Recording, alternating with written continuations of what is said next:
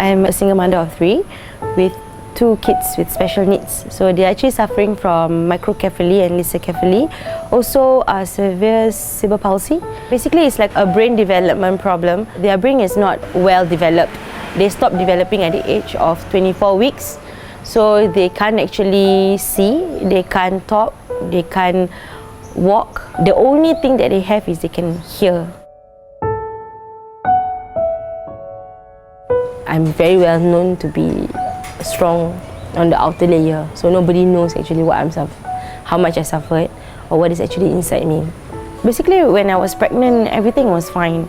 Only about 24 weeks, I started to have diarrhea and also bleeding. So after doing a detailed scan, they discovered that something was not right with the brain. So after I delivered, I was sent to the ward.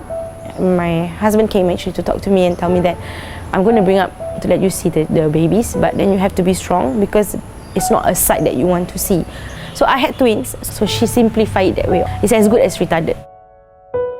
Of course, no mom wants to hear that, so I was very heartbroken. So I started to go home thinking about so many things, why me? Why I have to face this kind of challenge? I'm so young because I was 25 back then.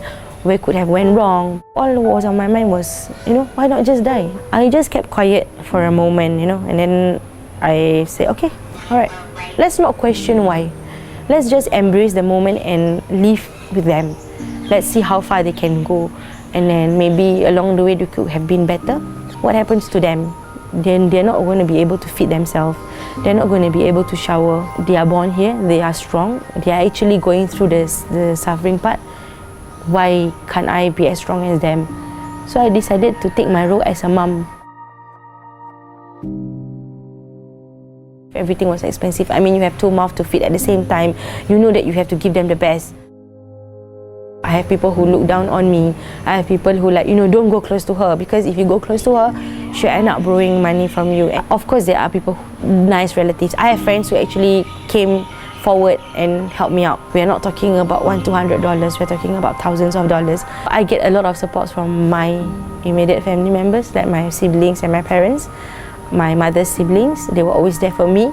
I went through a lot with my ex-husband actually. He was also actually supporting me emotionally, but halfway through, I think the communication breakdown and I don't get support from my in-laws. So I realized that I've been doing things a lot alone. Till today, we are still communicating.